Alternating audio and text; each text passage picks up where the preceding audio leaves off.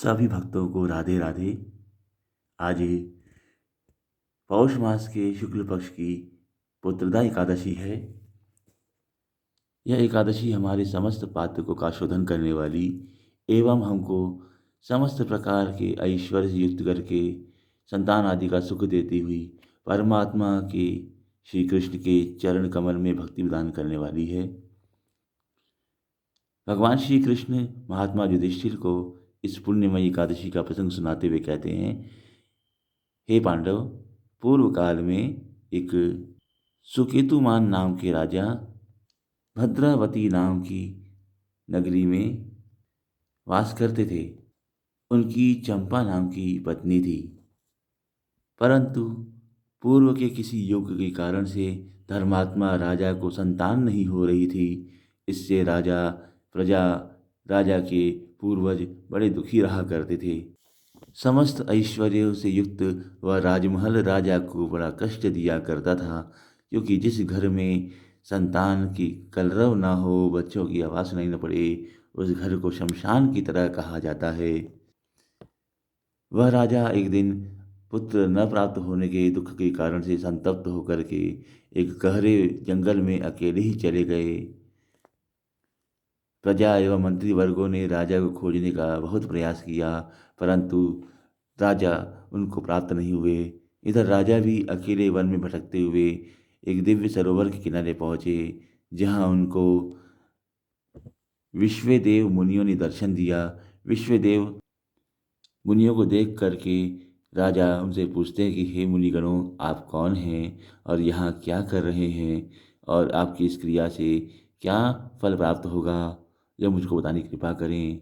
राजा सुकेतुमान की जिज्ञासा को देख करके ऋषिगण कहते हैं, हम पितरों के अधिष्ठाता देवता विश्वदेव हैं और हम आज एकादशी का या व्रत अभिषेक महापूजन करने आए हैं।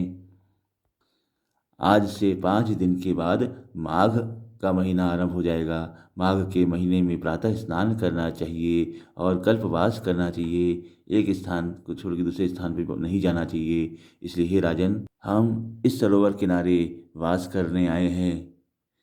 राजन कहते हैं कि हे मुनिगणों, मुझे संतान नहीं है, अतः आप भी मुझे इस संतानदायक पुत्रदा एकादशी का महात्म्य बताइए, विधि बताइए। निश्चय ही आपके अनुग्रह से मुझको भी संतान की प्राप्ति होगी। तब विश्वदेव कहते हैं कि हे राजन, आज ही पुत्रदा एकादशी है और आज आपको हमारे साथ भगवान विष्णु का महाअभिषेक करना चाहिए। भगवान प्रसन्न होने पर आपको संतान की प्राप्ति अवश्य कराएंगे। राजा ने मुनिगणों के साथ में नियम पूर्वक व्रत रखा और भगवान विष्णु का महाअभिषेक किया।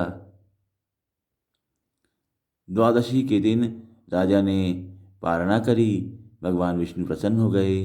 कुछ समय के पश्चात राजा जब अपने घर वापस लौटे तो राजा के संसर्ग से रानी गर्भवती हुई। भगवान की कृपा से 10 महीने के पूर्ण काल के पश्चात रानी ने एक उत्तम योग में संतान को जन्म दिया। वह संतान पिता, प्रजा एवं पितृगणों को अक्षय तृप्ति देने वाला था। इस प्रकार से पुत्रदा एकादशी की कृपा से राजा सुकेतुमान एवं रानी चंपा के घर में संतान की प्राप्ति हुई। भगवान श्री कृष्ण कहते हैं, युधिष्ठिर, इस व्रत को जो कोई भी श्रद्धापूर्वक करता है उसके सारे मनोरथ पूर्ण होते हैं, इसमें कोई संशय नहीं है। उसको वाजपेयी यज्ञ, अश्वमेध यज्ञ करने का पुण्य फल प्राप्त होता है। इसी भक्तों, समस्त पापों की शोधन करने वाली इस एकादशी का व्रत एवं भगवान का नाम जप अवश्य करें। राधे राधे।